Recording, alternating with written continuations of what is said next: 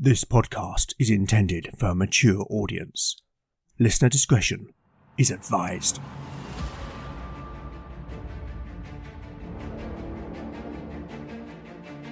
Welcome back to Legend of the Bones. Following in the footsteps of giants, Legend of the Bones is a chimera. A mix of old-school tabletop RPG and dark fantasy storytelling.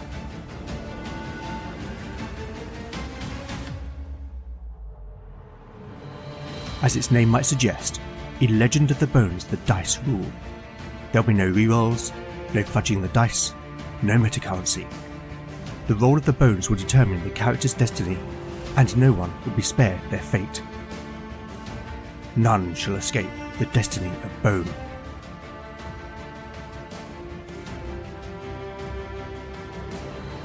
Last time on Legend of the Bones.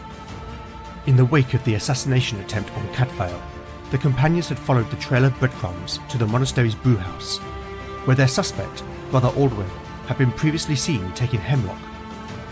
Here they caught the monk in the act of killing the brewer, Brother Friok.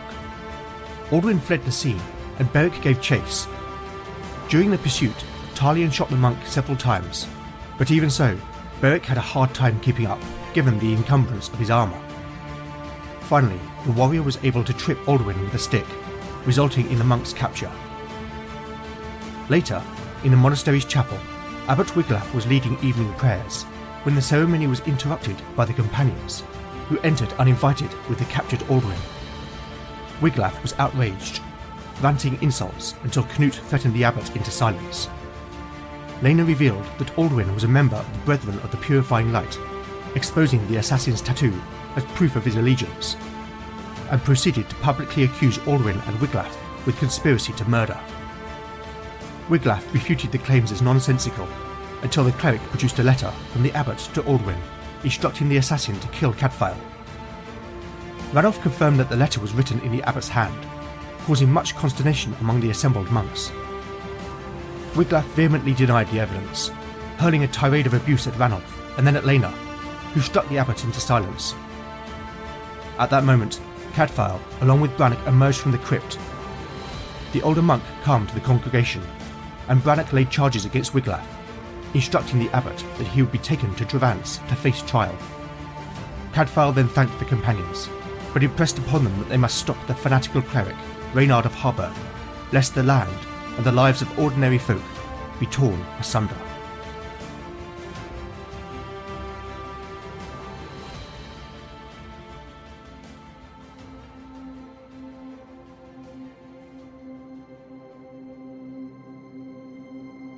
Chapter 40, Part 1, Day 39, Late Afternoon.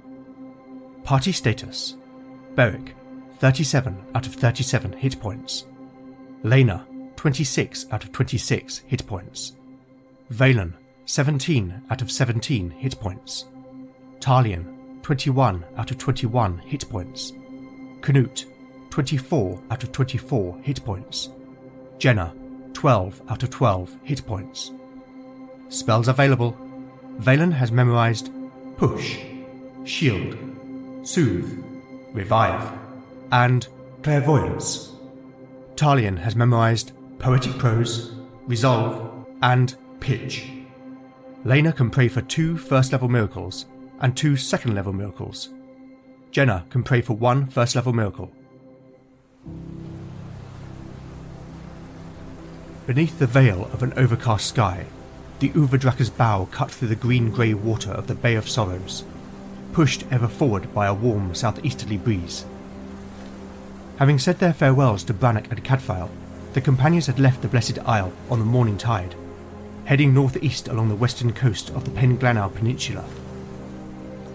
After considering what they had learned at Enys, the companions had decided to make for Angarak, the last known location of the Eye of Krevik, in the hope that they might find the jewel before Reynard of Harburg.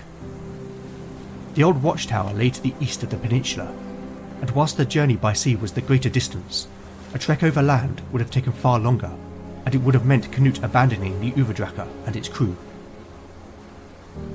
The Skarne warrior looked out north to the horizon, where the sea and the sky became one.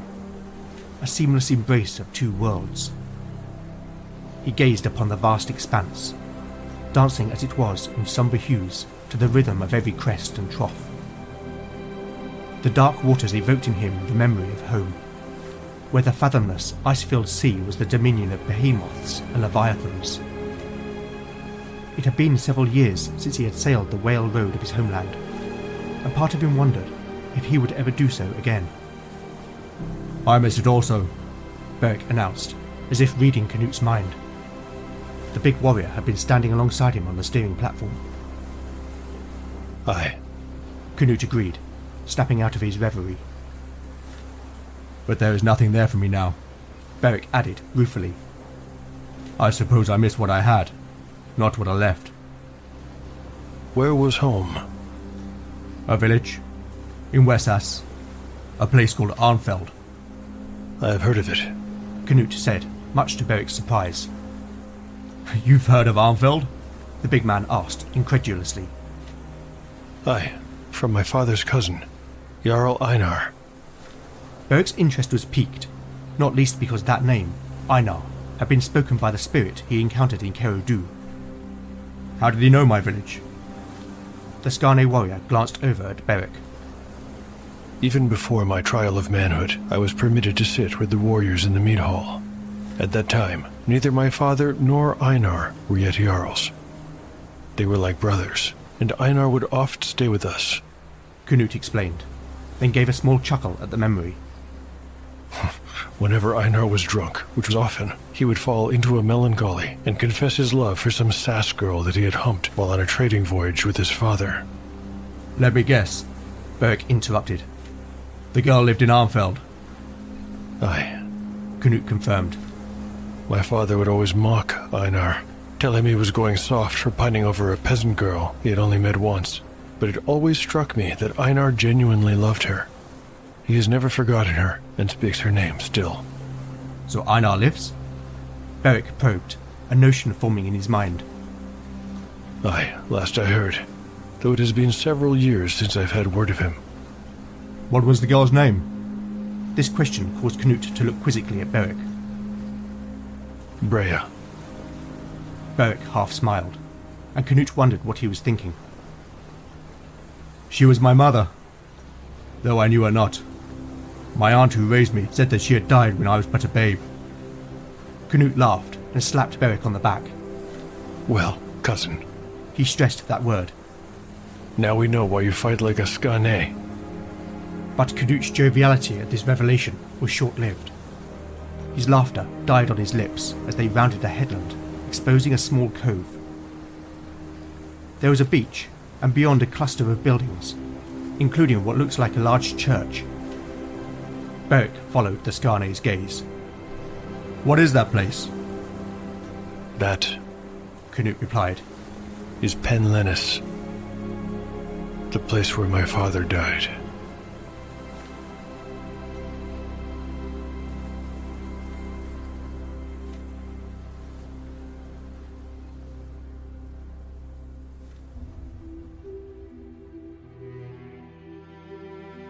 Dramatis Personae, Canute, 4 years ago. Not content with the riches captured at the monastery, when one of the monks had tried to divert him with the lure of the twin convent at Enys, Jarl Harald had been too easily tempted to reward his men with the promise of defenceless women. Ranulf objected, of course. His brother had courage and was a skilled fighter, but his conscience had ever made him merciful. He had protected many of the monks from the slaughter at Enys, and it was at that time that one of them, an old man, had begun to poison his mind with talk of new gods. His father's cousin, Jarl Einar, also argued against it. He had been content with the plunder from the monastery, and declared that he would return north before the local forces could muster a counter-attack. Canute also had no taste for preying on defenceless women, but he was bound by duty. He was, after all, the elder son, and so, with Ranulf reluctantly in tow, they had followed his father's ship, the Harafan, up the coast to Enys. The fine summer afternoon wore on as the two longships sailed north, and by the time they had reached the small cove leading up to the convent, evening was beginning to draw in. The Skarne raiders moved quickly inland, violating and killing as they went, their blood hot with the thought of plunder and slaves. But word had indeed found its way to the local ruler, Petroc, who, as ill fortune would have it, had been entertaining his neighbour and ally, a precocious young lord named Conwyn. Jarl Harald tarried too long at the convent, and as Einar predicted, the defenders came with vengeance in their hearts. They arrived with half a dozen vessels of their own, blocking the beach and cutting off the Skarne from their ships. With no way to retreat and heavily outnumbered, the Skarne stood little chance. Jarl Harald refused to surrender, but after many of his warriors had fallen to sword, axe and spear, Canute's father was disarmed and overpowered by an older warrior, who Canute would later come to know as Brannock. The two brothers, side by side, fought bravely, their shield wall unbroken. The bodies of many enemies lay hewn at their feet, their noses filled with a stench of blood and excrement. But seeing his father captured, and facing the ignominy of a death that would deny him access to the hall, Canute had issued a challenge to Lord Conwyn. He knew he had little to bargain with. His father's death was inevitable, so he offered a fight, man to man, to first blood. If he lost, the manner of his father's death would be in Conwyn's hands, and Canute would swear a life oath to be Conwyn's man. But should he win, then he would be the one to end his father's life in a manner befitting a Skarne, and in return his oath would be to never again take up arms against Conwyn or his allies, and would instead heed the call to Conwyn's banner. And so the willows had been cut, and within the ring the two warlords met, as grim-faced warriors looked on. Steel beat against limewood as the two men sought to test each other's prowess, and it was clear to Canute that despite his youth, Conwyn was a skilled and disciplined fighter. But like the sea, battle was in the Northman's blood. He was a natural warrior, instinctive and cunning. Each blow was met with a counter, a dance of skill and strength, their movements fluid yet fierce. And as the duel wore on, the sun dipped lower still, casting a crimson hue upon the battlefield. Both men's brows were furrowed with determination, their muscles burning with the effort of each swing and block. But then, a feint from Canute caught Conwyn off guard, and before he could react, the tip of the Northman's blade grazed the young lord's arm, drawing forth a trickle of blood. The Skarne warriors erupted into cheers, their voices mingling with the moans of the dying. The two men drew back, panting from the exertion. "You fight well, my lord," Canute said breathlessly, the compliment genuine. "Not well enough, it would seem," Conwyn replied, a wry smile upon his lips, then added, "Take the oath. I shall keep my word, and once it is done, there shall be no more blood spilt this day." The young lord extended his sword. Canute came forward, and dropping to his knees, held the blade between his hands. He looked at Conwyn and spoke aloud. "I, Canute Haraldson, swear to never again take up arms against Lord Conwyn, his allies, and their lands. I shall answer his call and ever seek to protect his interests, else I shall be known as Canute Oathbreaker, and my life shall be forfeit." Conwyn sheathed his sword and extended his hand to the Northman. Taking it, Canute got to his feet. "I accept your oath," he said solemnly. "Now, do as you must." With that, Conwyn nodded to one of his men, who presently brought Jarl Harald's sword. Canute took it from the man. He walked over to his father, who was kneeling in the mud, his hands tied. The warriors who guarded him backed away as the Northman came, and Harald got to his feet. Canute cut his bonds and handed his father his sword. "My son," Harald said, his voice thick, not with fear, but with pride. "you have become the man I always hoped you would be." "Father, Canute began to speak, but his words failed him as his eyes became wet. Harald smiled sympathetically, in a rare show of tenderness. Do not grieve. Because of your valor, I go with honor to Valhalla, where I shall feast and fight with our ancestors until the world's end. With that, he raised the point of Canute's sword and held it over his breast. Now, He said softly. send me to the hall. Tears rolled down Canute's cheeks, streaking through the blood and dirt, his face contorted with grief and anguish. Then staring into his eyes, Canute drove his blade into his father's heart.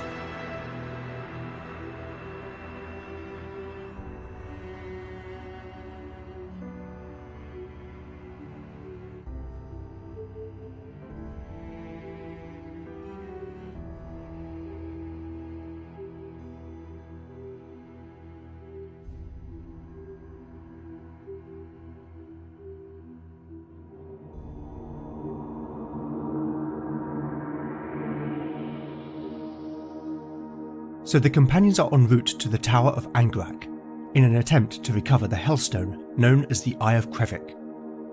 The journey will take them nearly 3 days in total, notwithstanding any unexpected encounters or delays. First they must sail around the Pen Glanau Peninsula to the town of Mullion. Here they will find a harbour where they can rest for the night and resupply, before undertaking a 20-mile trek over land. So let's find out what the journey holds. Day 39. Weather. 6. Overcast and temperate. Wind direction. 4. Southeasterly. That will aid them on the first day of the journey. Stumble upon. 5. Nothing. Wandering encounter. A 6. No encounter. By the end of day 39, the Uvadraka has rounded the tip of the peninsula. Day 40. Weather. 7. Overcast and temperate. Wind direction. 7. Westerly. That will neither hinder nor help. Stumble upon. An 11. Nothing. Wandering encounter. A 5. No encounter. The companions arrive at the small town of Mullion. Here they spend a night in a proper bed, after which they resupply, and Elena buys a warhammer and leather armour for Jenna. Including room and board for the crew of the Uvadraka, the companions spend a total of almost 17 gold. Whilst I'm here, way back in episode 26, Valen failed to identify a vial of pale yellow liquid found by Kier in Kerodu. Since then, the mage's leveled up, so I'm going to give him another chance to identify it. As with before, given that Valen has no access to a laboratory, I will apply a -2 penalty, meaning that he needs to roll a 15 or less. An 18, would you believe it? Well, Valen will have to wait till his next level up before he can try again. Day 41. The companions begin their trek overland to Angarak. Weather. 10. Warm and fine. Stumble upon.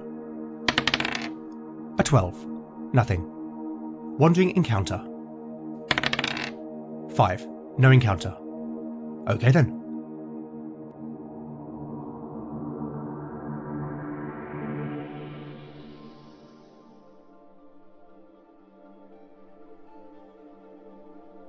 Chapter 40.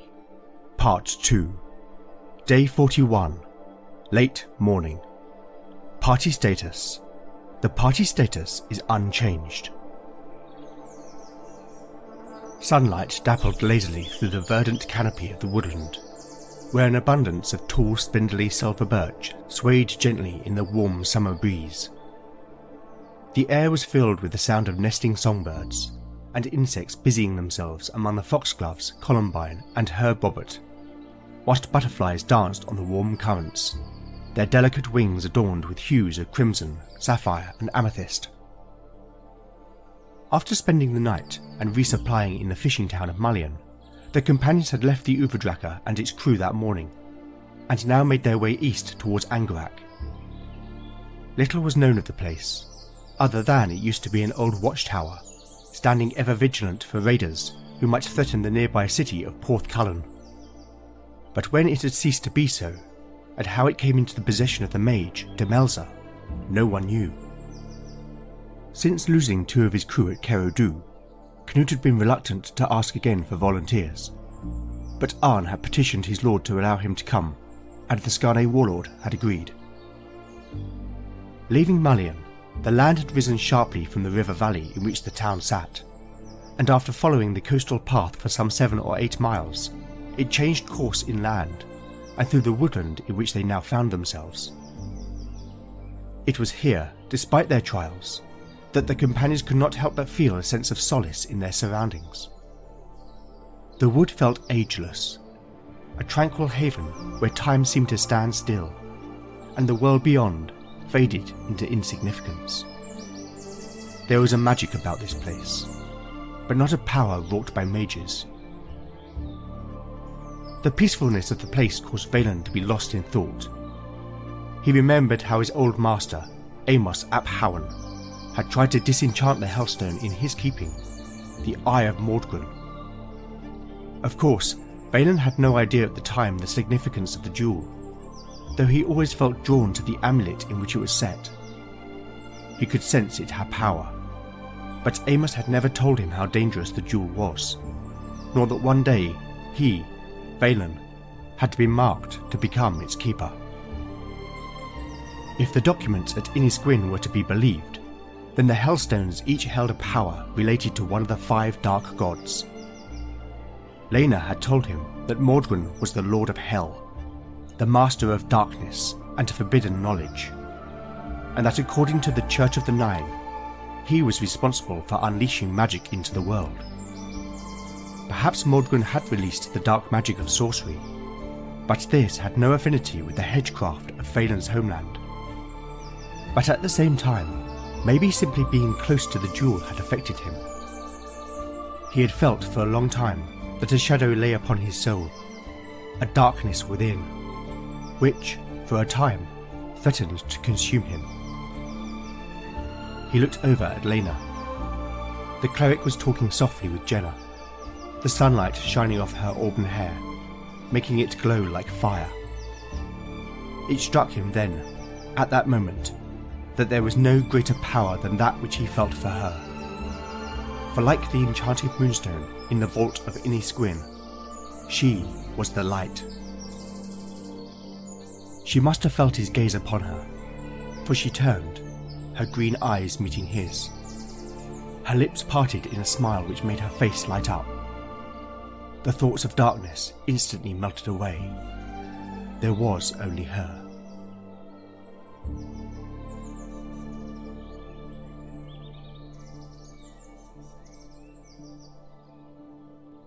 The day wore on, and after a few more miles, the path through the birchwood turned northwest, as the trail rose in a gentle incline. Ahead, the companions could see the trees part, and it wasn't long before they emerged into scrubland of heather, bracken and gorse. The ground continued to rise, and soon the roar and hiss of waves hitting rock could be heard in the distance. Reaching the crest, the vast expanse of the ocean came into view, the late afternoon sun sparkling on its surface. To the southeast, the city of Porthcullen could be faintly seen, whilst ahead the land swept at first down and then up again into a headland, jutting out into the sea. And there, perched atop the rugged promontory, a lone tower stood sentinel. Angarak.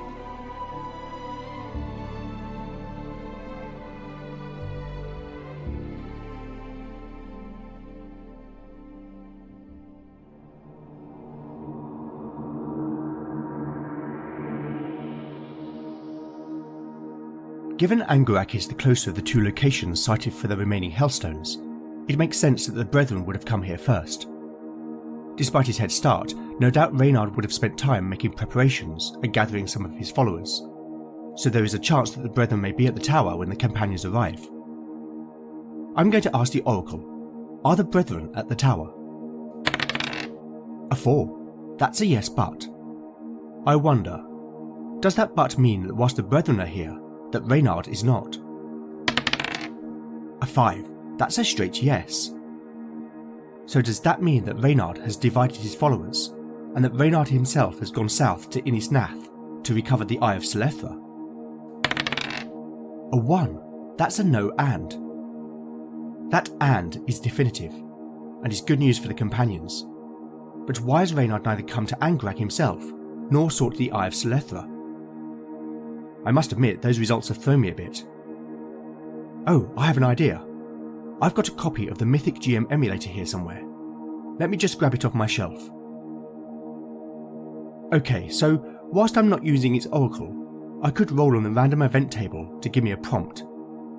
For those of you not familiar with Mythic, I need to roll a percentile dice twice, once for the action and once for the subject. Let's give it a try. Action first.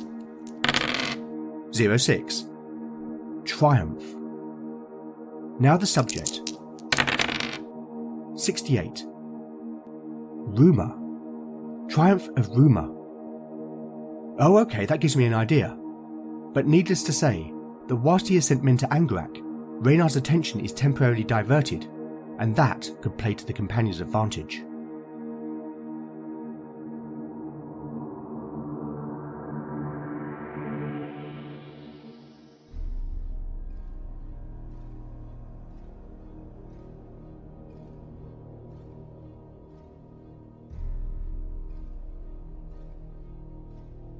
Chapter 40, Part 3, Day 41, Late Afternoon. Party status. The party status is unchanged. For centuries, the Tower of Angarak had weathered every storm and tempest the savage ocean could muster, standing resolute in the face of such ferocity, and bearing the scars of nature's eternal battle. As they approached, it was clear to the companions that the tower was old, very old, and they could not help but marvel at its construction, rising as it did some 50 feet into the air, the late afternoon sun shimmering gold of its great granite blocks. A low adjoining building stood at the eastern side. It may have been a store, though its size would indicate some other use. They would find out soon enough. Looking up at the ancient fortification, the companions' attention was drawn to a pair of ravens circling above. The corvids cawed noisily, and evidently they had nested atop of the tower, as they soon dipped out of view. "That is surely an omen," Valen commented. "though it may not be ill. Ravens are the messengers of the dead." On the upper levels of the tower, on each of its sides, were small arched windows, evidence that at one time it served as a watchtower, whilst at the lower levels, arrow slits gave nothing away of the tower's interior, but that was not of concern. What was, however, was the arched doorway, for it was rent and hewn, the oak planks hanging pitifully from its iron hinges, split and splintered by many strokes of the axe. The companions looked at each other with grim faces. No words were needed, as each readied their weapon, for it was clear that some malevolence had been at work. Beric and Canute led the way as they went closer, shields up, lest some unseen foe loose an arrow. Reaching the portal, the two warriors paused. Then, hearing no sound within, they stepped inside.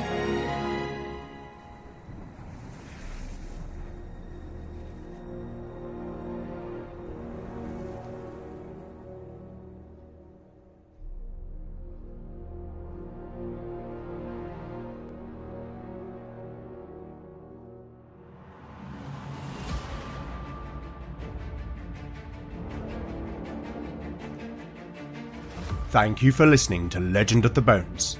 I hope you've enjoyed the show. If you like what you've heard, then please consider rating and reviewing the show in your podcatcher of choice. As always, where would I be without my amazing cast of voice talent? A newcomer to the show, playing Jarl Harald, is Cid Carbano. I need to give special thanks here, as Cid stepped up when the previous actor who voiced Harald was unable to complete the part. Cid, you did a sterling job, so thank you.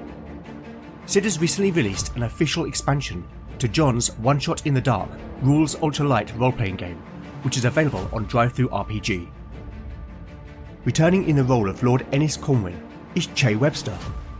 Che is a community creator and the host of the brilliant Roleplay Rescue podcast, one of my must-listen shows. And finally, once again in the role of Canute, is Jon Cohen, creator of Tale of the Manticore. I'll put these wonderful folks' links in the show notes. You can also help by liking or reposting new episode announcements, or by recommending the show online or to a friend. You really can't beat the power of word of mouth. Alternatively, if you'd like to show your appreciation by buying me a metaphorical cup of tea, then I have a Ko-fi page at ko-fi.com/Legend of the Bones. Any donations will go towards the show's running costs. I'd also love to know what you think of the show, and I do respond to every message I receive. So with that in mind, you can contact me on X at LegendBones, Blue Sky at LegendBones, Mastodon at LegendBones at ttrpg-hangout.social, Instagram at LegendOfTheBones, email at legendofthebones@gmail.com, or go to legendofthebones.blogspot.com for show notes, house rules, character profiles, art, maps and more. Join me next time to find out what awaits our adventurers as the bones decide their fate. None shall escape the destiny of Bone.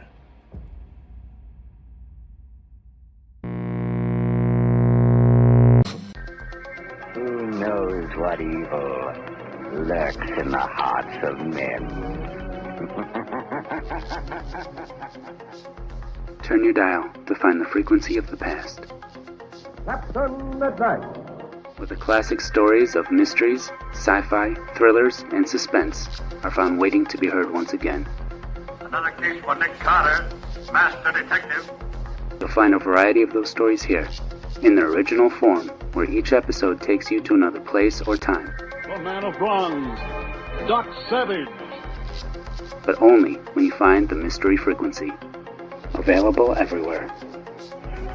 The Shadow knows.